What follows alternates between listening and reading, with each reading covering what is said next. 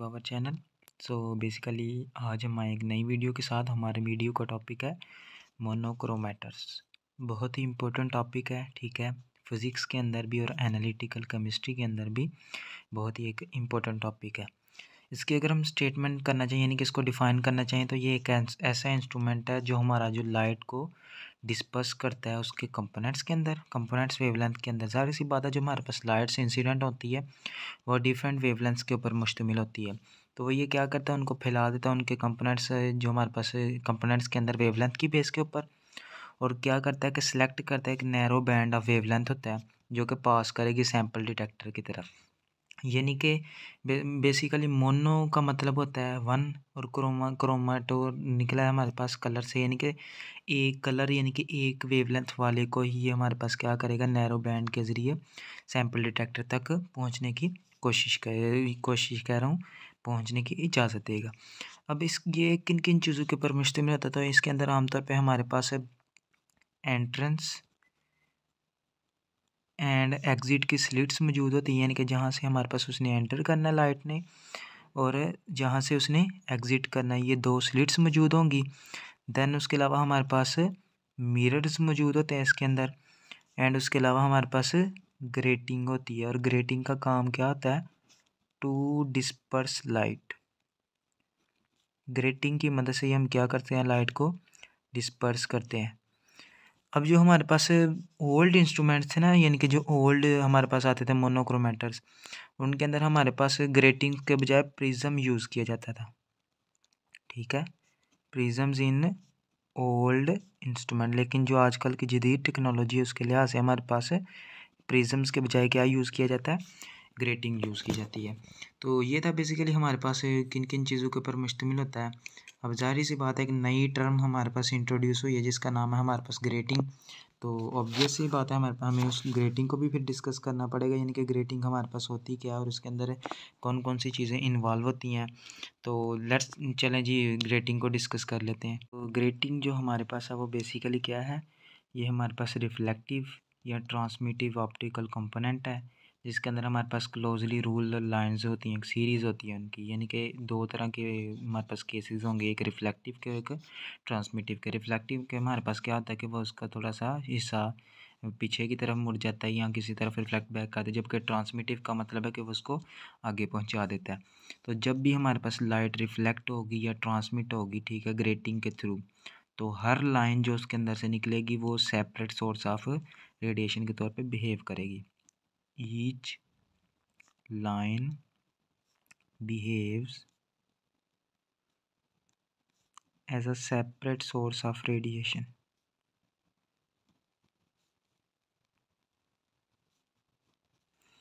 यानी कि हर लाइन जो हमारी होगी वो सेपरेट सोर्स ऑफ रेडिएशन के तौर पे बिहेव करेगी। तो डिफरेंट जो हमारे पास वेवलेंथ होंगी लाइट की वो रिफ्लेक्ट होंगी, ट्रांसमिट होंगी, ठीक है, डिफरेंट एंगल के ऊपर ग्रेटिंग के। ज़ाहिर सी बात है रिफ्लेक्ट बैक के एंगल भी हमारे पास क्या होंगे, ज़ाहिर सी बात है जब वेवलेंथ डिफरेंट है तो एंगल्स भी उनके क्या होंगे, डिफरेंट ही होंगे। डिफरेंट एंगल के ऊपर हमारे पास क्या होंगी, वो रिफ्लेक्ट बैक होंगी या ट्रांसमिटेड होंगी। तो वो जो हमारे पास बेंडिंग होगी, ठीक है, यानी कि जिस एंगल से वो रिफ्लेक्ट हो रही हैं, bending of light rays by grating, तो इसके नतीजे में हमारे पास एक नई टर्म बनती है जिसको हम डिफ्रैक्शन कहते हैं। जब हमारे पास लाइट यानी कि ट्रांसमिट या रिफ्लेक्ट होने के साथ क्या होती है, बेंड होती है किसके अंदर, इसके अंदर ग्रेटिंग के अंदर। तो जो हमारे पास प्रोसेस होता है उसको हम क्या कहते हैं, डिफ्रैक्शन कहते हैं। तो ग्रेटिंग जो हमारे पास बेंडिंग ऑफ लाइट प्रिज्म या लेंस के जरिए जिसको रिफ्रैक्शन कहते हैं, वो हमारे पास अलग चीज़ है, ठीक है। वो किसके ज़रिए होती है, प्रिज्म के ज़रिए या लेंस के ज़रिए। यानी कि जब हमारे पास प्रिज्म या लेंस के ज़रिए लाइट हमारे पास क्या होती है, बेंड होती है, तो उस प्रोसेस को हम कहते हैं रिफ्रैक्शन। ये फ़र्क याद रखिएगा, जब हमारे पास ग्रेटिंग के थ्रू होगी तो वो डिफ्रैक्शन होगी, जब प्रिज्म लेंस के थ्रू होगी वो हमारे पास रिफ्रैक्शन होगी, ठीक है। ये तो सिंपल दो तीन टर्म्स हमें डिस्कस करने की ज़रूरत है, पॉलीक्रोमेटिक, ठीक है, और एक मोनोक्रोमेटिक। पॉलीक्रोमेटिक हमारे पास मैनी वेवलेंथ के ऊपर मुश्तमिल होगी, ठीक है, जबकि हमारे पास मोनो क्या होगी, मोनोक्रोमेटिक जो होगी वो होगी वन वेवलेंथ के ऊपर मुश्तमिल होगी, ठीक है। तो ये हमारे पास कुछ टर्म्स थी। डिफ्रैक्शन थी, जब बेंडिंग हो लाइट रेज की ग्रेटिंग के थ्रू, डिफ्रैक्शन इसके थ्रू, प्रिज्म या लेंस के थ्रू रिफ्रैक्शन, और पॉलीक्रोमेटिक, और कुछ 2-3 टर्म्स थी हमारे पास।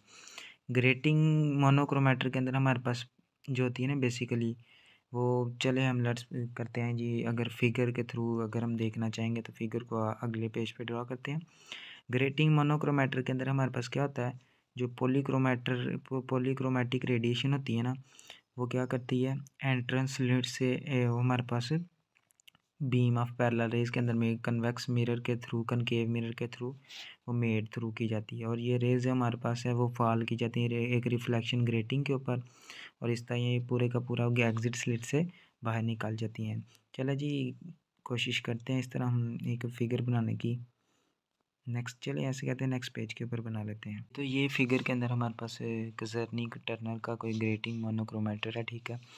ये एंट्रेंस स्लिट है, ये एग्जिट स्लिट है, ये हमारे पास रिफ्लेक्शन ग्रेटिंग है, और ये ऊपर कनकेव मिरर है। यहाँ से जब हमारे पास एक रे क्या होगी बेसिकली, जब एंटर होगी यहाँ से, जो दो रेज हमारे पास आ रही हैं, तो एक इस तरफ सीधी चले जाएगी, ठीक है, एक इस तरफ थोड़ा सा बेंड डाउन होगी, तो ऊपर हम जाहिर सी बात है फिर हमारे पास कनकेव मिरर है वो नीचे की तरफ इसको रिफ्लेक्ट बैक करेगा, और इधर से रिफ्लेक्शन ग्रेटिंग उसको ऊपर की तरफ रिफ्लेक्ट कर देगी। ये कुछ इस तरह हमारे पास इधर आके एग्जिट स्लिट के अंदर से बाहर निकलेंगी। हमने एक हमारे पास एक इमेजिनरी फोकल प्लेन बनाया हमारे पास, यहाँ रिफ्लेक्शन ग्रेटिंग आ गया, ठीक है। ये कुछ इस तरह का हमारे पास वो था फिगर डोम हमने करके देखा। अब हम देखते हैं कि इसकी एक्सप्लेनेशन क्या है। जब हमारे पास ग्रेटिंग मोनोक्रोमेटर के अंदर पॉलीक्रोमेटिक रेडिएशन जी एंटर होगी इधर से स्लिट से, और ये हमारे पास किसके अंदर जाएगी, एक बीम ऑफ पैरेलल जिसको कोलिमेशन कहते हैं, कनकेव मिरर के ज़रिए हमारे पास चली जाएगी बीम ऑफ पैरेलल रेज के अंदर। ये रेज जो हमारे पास है ये फॉल करेंगी रिफ्लेक्शन ग्रेटिंग के ऊपर, जिसके अंदर से हमारे पास क्या होगा, डिफरेंट वेवलेंथ डिफ्रैक्ट होंगी डिफरेंट एंगल के ऊपर। ये हमने देखा डिफरेंट एंगल के ऊपर डिफ्लेक्ट होंगी, ठीक है। ये जो लाइट्स हैं ये स्ट्राइक करेगी सेकंड कनकेव मिरर के ऊपर जो हमारे पास है यहाँ मौजूद है। जब ये इसके साथ स्ट्राइक करेगी तो ये इसके नतीजे में हमारे पास क्या होगा, ये फोकस क्या करेगा, हर वेवलेंथ को डिफरेंट पॉइंट के ऊपर, जो फोकल प्लेन हमारे पास आ रहा है डिफरेंट पॉइंट के ऊपर फोकस करेगी। ये हमने 2 पॉइंट्स बनाए हैं। तो जो हमारे पास ओरिएंटेशन आएगी रिफ्लेक्शन ग्रेटिंग की, वो सिर्फ और सिर्फ ये वन नैरो बैंड को हमारे पास क्या करेगी, डायरेक्ट करेगी एग्जिट स्लिट की तरफ। तो जो हमारे पास रोटेशन होगी ग्रेटिंग अलग, वो हमारा हमें अलाउ करेगी कि डिफरेंट वेवलेंथ जो है वो पास कर सकती हैं। अगर इसकी रोटेशन कर सकते हैं हम ग्रेटिंग की, तो उसके नतीजे में हम डिफरेंट वेवलेंथ को इसके थ्रू पास आउट करवा सकते। तो यही हमारी थोड़ी सी एक्सप्लेनेशन थी।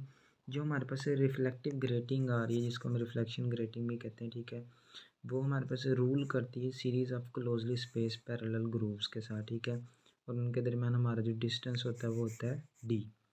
इसकी वेवलेंथ है λ1 और इसकी वेवलेंथ λ2 है। तो अगर हम प्रिंसिपल ऑफ रिफ्लेक्शन ग्रेटिंग करेंगे तो ये चले जी, लेट्स सपोज देखते हैं कि एक हमारे पास पीछे से इंसिडेंट रे आ रही है, ठीक है,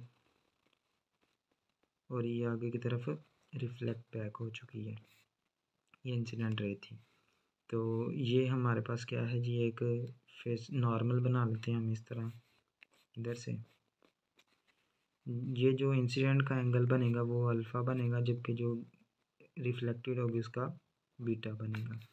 तो अगर हम ग्रेटिंग के थ्रू इसका थोड़ा सा एक्सप्लेनेशन करेंगे तो वो किस तरह होगी हमारी एक्सप्लेनेशन। चले जी, ये लेट्स सपोज हमारे पास प्लेन आ गया, इधर से हमारे पास एक इंसिडेंट रे पीछे से आई, ठीक है, और उसने क्या किया, हमारे पास इधर से इस तरफ चली गई। यहाँ पे हमारा एक आ गया जी नॉर्मल, और ये वाला जो एंगल हमारा बन गया इसके साथ थीटा। यहाँ से भी हमारे पास क्या हुआ, एक और रे आई इधर से, और वो हमारे पास इधर से टकरा के ऐसे इधर ऊपर की तरफ चली गई। ये हमारे पास इमर्जिंग लाइट होगी जो वापस रिफ्लेक्ट बैक होकर आएगी। ये इमर्जिंग लाइट आ गई, ठीक है। यहाँ भी हम एक नॉर्मल ड्रा करेंगे इन दोनों के दरमियान जो हमारा डिस्टेंस होगा ना उसको हम डी से रिप्रेजेंट करेंगे, एक के नॉर्मल से, यानी कि जहाँ वो टकरा के लौटने की कोशिश कर रही थी उसको ए से रिप्रेजेंट करेंगे। इसका जो हमारे पास नॉर्मल के साथ एंगल होगा वो थीटा होगा, जबकि इसका जो नॉर्मल के साथ एंगल होगा वो होगा फाई। तो यहाँ पे हमारा जो बेसिकली एक एंगल बनेंगे जिसको हम इधर से अगर हम अमूद बनाते हैं तो ये जो एंगल बनेगा उसको हम कहेंगे ब्लेज एंगल। ठीक है, तो ये हमारे पास से बेसिकली कुछ इस तरह की टर्म्स बनेगी। अगर हम क्या करते हैं कि जी इधर से भी एक सीधा अमूद गिरा लेते हैं इस तरह करके, इधर से भी एक सीधा अमूद गिरा लेते हैं इस तरह करके, तो ये एंगल हमारा 90 डिग्री का बन रहा है। जबकि ये जो एंगल हमारे पास होंगे इसका और इसका, ये वही बनेंगे जो थीटा और सॉरी ये वाला थीटा होगा और ये वाला फाई बनेगा, जिस तरह इसका थीटा और इसका फाई था और इसका ये हमारे पास रोल था। इसको हम ए पॉइंट कर लेते हैं, इसको बी पॉइंट। ये हमारे पास प्रिंसिपल ऑफ रिफ्लेक्शन ग्रेटिंग है। इसके अंदर क्या था, जो हमारे पास रिफ्लेक्शन ग्रेटिंग है, rule of series spacely line था, ठीक है, पैरेलल के साथ था, और उनके दोनों के दरमियान डिस्टेंस हमारे पास क्या आ रहा है, डी का आ रहा है। ग्रेटिंग को कोड कर दिया हमने एल्यूमिनियम से ताकि वो अच्छे तरीके से रिफ्लेक्टिव हो जाए, इसको कोटिंग कर दिया हमने ग्रेटिंग की। तो एक थिन प्रोटेक्टिव लेयर जो है ना सिलिका की, उसको एल्यूमिनियम के टॉप के ऊपर हमने रख दी है ताकि वो प्रोटेक्ट कर ले मेटल जो हमारे पास सरफेस। ज़ाहिर सी बात है एल्यूमिनियम में इजीली ऑक्सीडाइज हो सकता है, तो उसके ऊपर हमने क्या किया हुआ है, जो हमारे पास ग्रेटिंग है ना, ठीक है, उसकी हमने कोटिंग की हुई है एल्यूमिनियम से,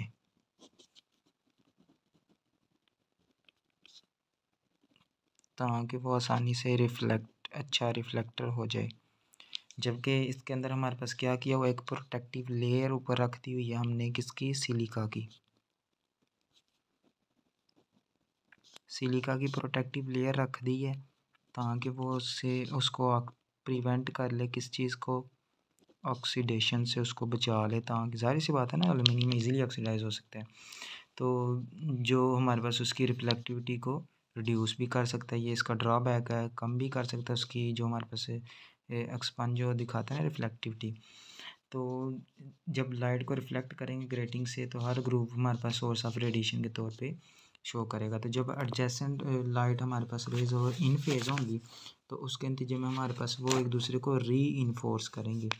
तो जब वो इन फेज में नहीं होंगी तो वो क्या करेंगे, एक दूसरे को कैंसल आउट कर देंगी। यानी कि जब इन फेज हुई तो वो एक दूसरे को री इनफोर्स करेंगी, ठीक है। जबकि हमारे पास क्या हुई, अगर नॉट इन फेज हुई यानी कि आउट ऑफ फेज हुई तो वो क्या कर देंगी, पार्शली या कम्प्लीटली कैंसिल कर देंगे एक दूसरे को, मुकम्मल तौर पे कैंसिल कर देंगे उसको।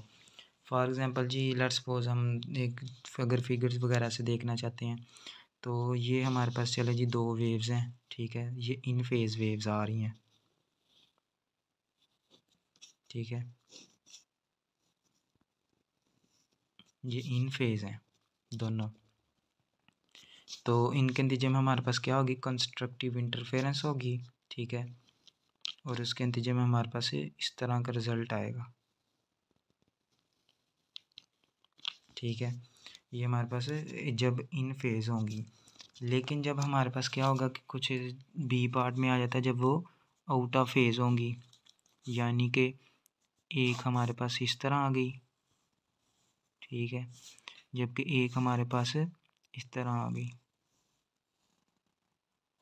तो ये हमारे पास आउट ऑफ फेज है, यानी कि सेम फेज इनका नहीं है। तो उसके नतीजे में हमारे पास क्या होंगी कि रिज़ल्ट कुछ इस तरह का आएगा,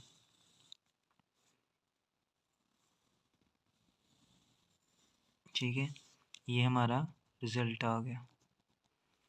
लेकिन जब हमारे पास क्या हो गए कि ये पार्शली थी हमारे पास,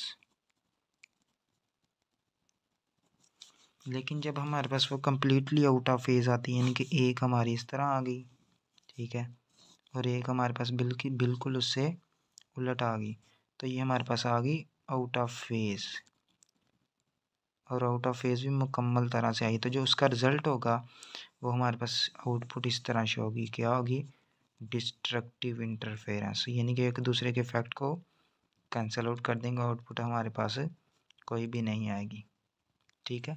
तो 3 तरह के रूल्स हैं हमारे पास। एक तो जब हमारे पास वो इन फेज़ होगा तो हमारे पास कंस्ट्रक्टिव इंटरफेरेंस आएगी। जब वो हमारे पास पार्शियली आउट ऑफ फेज़ होगा तो हमारे पास रिज़ल्ट इतना बुरा नहीं आएगा। लेकिन जब हमारे पास वो कम्प्लीटली आउट ऑफ फेज़ होगा तो उसके नतीजे में हमारे पास आउटपुट 0 आ जाएगी। तो इस तरह यानी कि हमारे पास थोड़ा सा प्रोसेस था, तो जिसको हमने डिटेल के साथ डिस्कस कर लिया। तो उसके नतीजे में हमारे पास अगर जी लेट्स सपोज हम देखते हैं कि एक कंसीडर करते हैं कि इंसिडेंट और इमर्जिंग रेज जो हमारे पास हैं वो फुली क्या करते हैं, कंस्ट्रक्टिव इंटरफेरेंस होता है उनके नतीजे में। तो जो डिफरेंस होगा लेंथ ऑफ 2 पाथ के दरमियान वो हमारे पास इंटीग्रल मल्टीपल होता है वेव लेंथ ऑफ लाइट। तो डिफरेंस इन पाथ जो हमारे पास होगा वो होगा a माइनस बी। ठीक है। तो अगर कंस्ट्रक्टिव इंटरफेरेंस होता है तो एन लैम्डा जो हमारे पास होगा, जिसको हम ग्रेटिंग भी कहते हैं, वो हमारे पास इक्वल होगा ए माइनस पी। जहाँ हमारा जो डिफ्रैक्शन ऑर्डर है एन वो हो सकता है +-1 2 3 एंड सो ऑन। ये हमारा क्या है, डिफ्रैक्शन ऑर्डर। इंटरफेरेंस मैक्सिमम जो हमारे पास होता है वो n इज इक्वल्स टू +-1। इसको हम कहते हैं फर्स्ट ऑर्डर डिफ्रैक्शन। ठीक है। जबकि जो हमारे पास है जब n इज इक्वल्स टू होगा +-2 तो वो सेकंड हो जाएगा एंड सो ऑन। ये हमारा कंटिन्यूसली चलता जाएगा, 3 के लिए +-3 के लिए थर्ड ऑर्डर, इस तरह ये चलता जाएगा।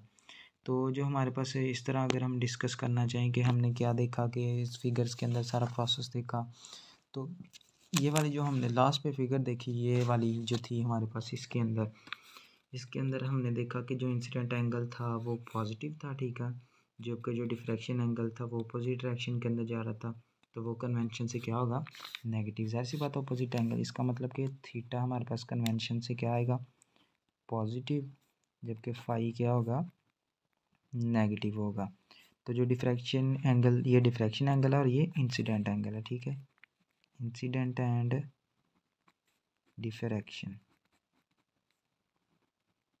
ठीक है। ये इंसिडेंट एंगल और ये डिफ्रैक्शन एंगल। ये कह रहे it is possible for phi to be on the same side of the normal as theta. अगर हमारे पास दोनों सेम साइड्स के अंदर आएंगे तो उसके नतीजे में हमारे पास फाई पॉजिटिव होना चाहिए। ये जो हमारे पास फिगर है इसके अंदर हमारा जो आएगा वो ए जो होगा ना, ये वाला, वो इज इक्वल्स टू होगा डी साइन थीटा के। ए इक्वल होगा डी साइन थीटा के, जबकि बी इज इक्वल्स टू होगा -d साइन ऑफ फाई के। क्यों, फाई हमारे पास नेगेटिव है, साइन फाई हमारे पास क्या होगा, नेगेटिव होगा। अगर हम ए और बी की वैल्यू को सब्सिट्यूट करते हैं, ये हमारे पास जो ऊपर इक्वेशन आई है, तो हमारा जो एन लैम्डा है वो इक्वल आएगा डी साइन थीटा। ठीक है। यानी कि ए माइनस बी होगा, एक माइनस ये वाला और ये -d साइन फाई। तो डी भी कॉमन आ जाएगा और साइन हमारे पास माइनस माइनस प्लस हो जाएगा। ठीक है। तो एन लैम्डा हमारा इक्वल आ जाएगा D sine theta plus D phi. ये हमारे पास कंडीशन होगी कंस्ट्रक्टिव इंटरफेरेंस के लिए, और इसको हम ग्रेटिंग इक्वेशन भी कहते हैं। ये ग्रेटिंग इक्वेशन। तो ग्रेटिंग इक्वेशंस के बाद हमारे पास 2 से 3 टर्म्स हैं जिनको डिस्कस करना बहुत ज़रूरी है।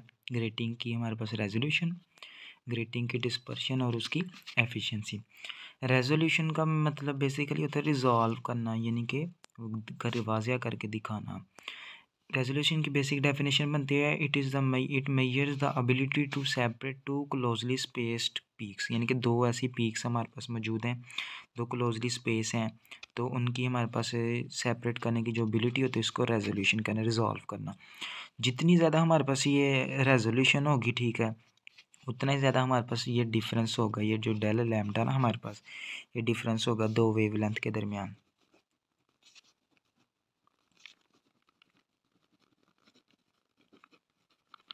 यानी कि रेजोल्यूशन जितनी ज़्यादा हमारे पास जो वेवलेंथ होगी वो कितनी होगी, डिफरेंस वेवलेंथ का डिफरेंस उतना ही कम होगा, और इनको डिस्टिंग्विश किया जा सकता है एक दूसरे के से। तो जो हमारे पास रेजोल्यूशन होगी ग्रेटिंग की, उसका फार्मूला हमारे पास है lambda over del lambda is equals to n into small n। इसके अंदर हमारे पास टर्म्स हैं, ज़ाहिर सी बात है उनको भी डिस्कस करना पड़ेगा। ये तो हमारे पास आ गई जी वेवलेंथ। ठीक है। और देन उसके बाद हमारे पास n जो है वो है डिफ्रैक्शन ऑर्डर। एन जो हमारे पास कैपिटल एन जो है वो है number of grooves of the grating, number of grooves, ठीक है, ग्रेटिंग के जो हैं। एंड जो हमारे पास जितने ज़्यादा the more grooves in a waiting, यानी कि जितने ज़्यादा हमारे पास ग्रूव्स होंगे उतनी ही ज़्यादा रेजोल्यूशन होगी उसके दरमियान, ये जितना ज़्यादा उतनी ज़्यादा रेजोल्यूशन होगी हमारे पास। ये जो हमारे पास बेसिकली इक्वेशन है ये हमें बताती है कि अगर हम डिज़ायर करते हैं फर्स्ट ऑर्डर ऑफ रेजोल्यूशन, हमारे पास क्या होना चाहिए 10⁴। तो जो हमारे पास 10⁴ ग्रूव्स भी होनी चाहिए ग्रेटिंग के अंदर, यानी कि ज़्यादा ग्रूव्स के लिए ज़्यादा हमारे पास जो ऑर्डर ऑफ ग्रेटिंग है और उसके लिए रेजोल्यूशन के लिए ज़्यादा ग्रेटिंग होनी चाहिए।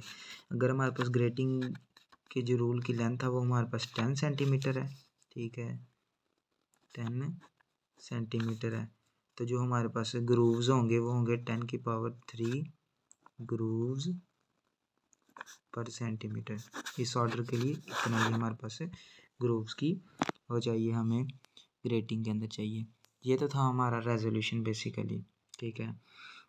अब अगर हमने क्या करना है कि अगर हमने मेजर करनी है डिस्पर्शन को, अगर हम डिस्कस करते हैं तो डिस्पर्स नाम से ज़ाहिर है, ठीक है, डिस्पर्स का मतलब होता है फैलाना, फैलाओ किसी भी चीज़ का। अब ग्रेटिंग की डिस्पर्शन हमारे पास वो क्या चीज़ होगी, ये बेसिकली हमारे पास होती है it measures the ability to separate wavelength differing by del lambda through the difference in angle, यानी कि हमारे पास ये क्या शो करेगी, ये एबिलिटी मेजर करेगी, मेजर्स द एबिलिटी। उसमें हम क्या करते थे कि सेपरेट करते थे दो क्लोजली स्पेस पीक्स को, इसमें भी हम एबिलिटी मेजर करेंगे, लेकिन होगा क्या कि जो एबिलिटी हम मेजर करेंगे वो क्या होगी, वेवलेंथ सेपरेट करेंगे, ठीक है, बाय अब ये जो दो वेवलेंथ होगी ना ये डिफर होंगी, differing by del lambda through difference in angle.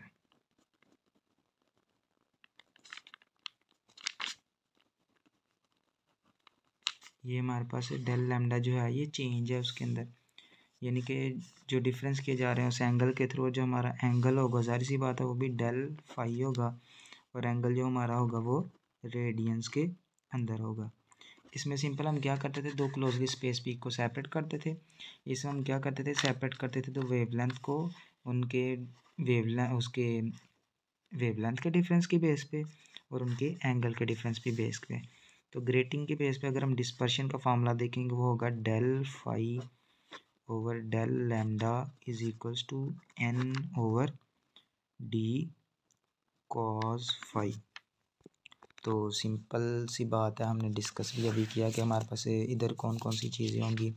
जाहिर सी बात है जो हमारे पास बेसिकली जो डेल आ रहा है, डेल तो हमारा रिप्रेजेंट कर रहा है चेंज को, एन हमारा क्या है डिफ्रैक्टिंग ऑर्डर, ठीक है, जबकि जो डिस्पर्शन और रेजोल्यूशन जो हैं ये दोनों इंक्रीज़ करेंगे अगर ग्रूव स्पेसिंग को हम क्या करेंगे, डिक्रीज़ करेंगे, यानी कि डिस्पर्शन, ठीक है, एंड रेजोल्यूशन जो होगा हमारा वो इन्वर्सली प्रोपोर्शनल होगा किसके, जो ग्रूव्स हैं उनकी स्पेसिंग के।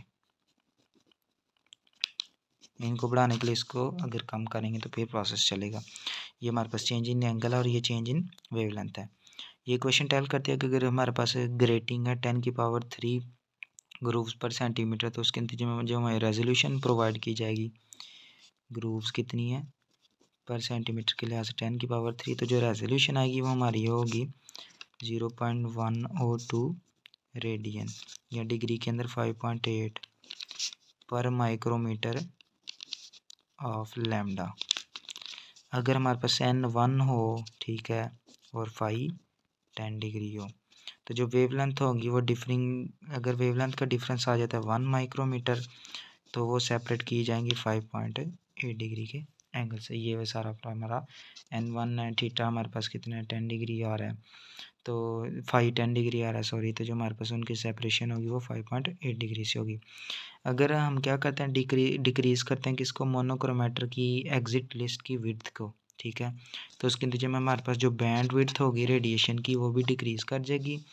और ये वो उसके नतीजे में हमारे पास वो कर देगा डिक्रीज़ एनर्जी को जो डिटेक्टर तक पहुंच रही है। यानी कि जो हमारे पास एग्ज़िट लिस्ट है, ठीक है, एग्ज़िट लिस्ट है, उसकी जो विड्थ है हम उसको क्या कर देते हैं, डिक्रीज़ कर देते हैं। तो उसके नतीजे में हमारे पास क्या होगा, जो हमारे पास बैंड विड्थ होगी रेडिएशन की वो भी क्या करेगी, डिक्रीज़ होगी। और उसके नतीजे में हमारे पास वो एनर्जी जो किसकी तरफ जा रही थी, डिटेक्टर की तरफ जा रही थी, वो भी उसके नतीजे में क्या हो जाएगी, डिक्रीज़ हो जाएगी। इसका मतलब कि रेजोल्यूशन जो हमारे पास होती है, रेजोल्यूशन हमारे पास अचीव की जाएगी इस एक्सपेंस के ऊपर कि अगर हम size signal to noise ratio को क्या कर देते हैं, डिक्रीज डाउन कर देते हैं। अगर हमने रिलेटिव एफिशिएंसी जो हमारे पास टिपिकली कितनी होती है 40 से 50%, तो वो हमारे पास रिलेटिव एफिशिएंसी वो इक्वल होगी हमारे पास ई लैम्डा एन किसकी, ग्रेटिंग की, ओवर ई लैम्डा किसकी है, मिरर की। ये जहाँ ये जो हमारे पास ई लैम्डा एन ये जो वाली चीज़ है, ठीक है, ये हमारे पास है इरिडेंस है, ठीक है। इरिडेंस है किसी भी पार्टिकुलर वेवलेंथ जो डिफ्रैक्ट हुई ऑर्डर ऑफ इंटरेस्ट के ज़रिए एन जो हमारे पास है, जबकि जो ई लैम्डा बेसिकली ये वाला जो है हमारा, ये हमारे पास है मिरर के थ्रू जो हमारे पास ये है, ये भी इरिडेंस है।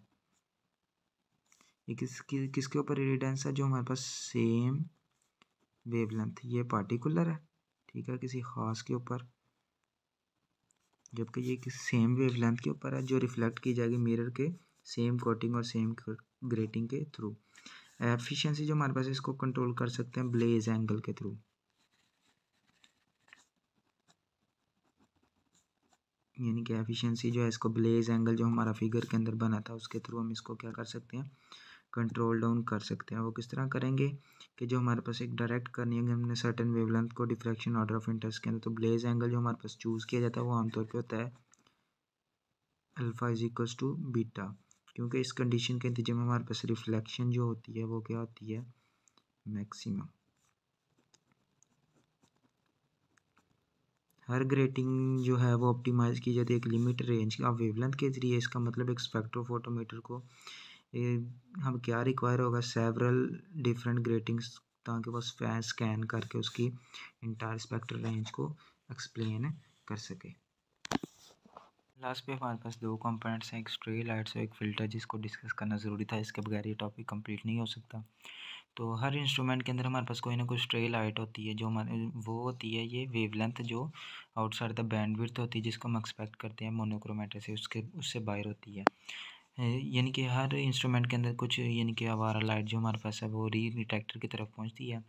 तो ये जो स्ट्रे लाइट जो हमारे पास मोनोक्रोमेटर के थ्रू आ रही थी लाइट सोर्स से, ये डिफ्रैक्शन से अनवांटेड ऑर्डर और एंगल्स के थ्रू ये हमारे पास क्या कर जाती है, स्कैटरिंग कर देती है अनइंटेंडेड जो हमें नहीं चाहिए होती। स्ट्रे लाइट जी हमारे पास कहाँ से आ सकती है, ये आउटसाइड द इंस्ट्रूमेंट से भी आ सकती है अगर सैम्पल कंपार्टमेंट जो है हमारे पास वो परफेक्टली सील नहीं किया गया। तो ये जो एंट्री होल जो हमारे पास होगी ट्यूबिंग या इलेक्ट्रिकल वायर के थ्रू जो हमारे पास है, ये हमें रिक्वायर होती है कि हम चेक कर सकें कि हमारे पास स्ट्रे लाइट्स कहीं के थ्रू कि किसी चीज़ के थ्रू आ रही है कि नहीं आ रही। एरर जो हमारे पास स्ट्रे लाइट्स हैं वो ज़्यादा सीरियस है, क्योंकि जब हमारे पास सैम्पल अब्जॉर्बेंस हाई होगी, क्योंकि जो स्ट्रे लाइट्स होती है ना ये हमारे पास लार्ज फ्रैक्शन ऑफ लाइट को क्या कर देती है, कॉन्स्टिट्यूट कर लेती है डिटेक्टर से पहुँचने से पहले। इस दो टर्म्स हैं, पेरेंट ट्रांसमिटर्स और अब्जॉर्बेंस। ये हमारे पास p plus s over p dash plus s, जबकि ये जो पी है हमारे पास, ये हमारे पास क्या है, इरिडेंस जो पास कर रही है सैंपल पी से, और जो हमारे पास पी डैश आ रहा है बेसिकली वो सिंपल होगी रेफरेंस के थ्रू जो हमारे पास आएगी। तो अब्जॉर्बेंस जो होगी वो होगी minus log of T is transmitters is equal to minus log of जो वैल्यू सिंपल हमारे पास से इधर ट्रांसमिटर्स की निकलेगी, जो यानी कि माइनस लॉग ऑफ टी का मतलब इसका जो लॉग लेंगे वो हमारे पास कोई भी, वही है मैंने एग्जांपल से वैसे ही। फ़िल्टर का मतलब होता है रिमूव करना। ये हम फ़िल्टर हमें रिक्वायर होता है कि जो हमारे पास अननेसेसरी जो वाइड बैंड है ना रेडिएशन के किसी सिग्नल से उसको रिमूव किया जाए। जो हमारे पास सिंपलेस्ट फ़िल्टर है ना जिसको यूज़ किया जाता है वो हमारे पास एक क्या है, कलर्ड ग्लास है जिसको हम आसानी से यूज़ कर सकते हैं। ये जो हमारा कलर्ड ग्लास है, ठीक है, ये ऑब्जॉर्व करता है एक ब्रॉड पोर्शन जो हमारे पास स्पेक्ट्रम का है और उसको ट्रांसमिट कर देता है दूसरे पोर्शन को। तो इस तरह ये सारे का सारा ये डिवाइसेस जो हैं वो परफॉर्मेंस, कंस्ट्रक्टिव या डिस्ट्रक्टिव इंटरफेरेंस के within filter role play करती हैं। तो यही हमारा टॉपिक था बेसिकली, जिसमें हमने क्या करना था, एक अपनी डिज़ायर्ड वेवलेंथ को पास आउट करवाना था मोनोक्रोमैटर के थ्रू।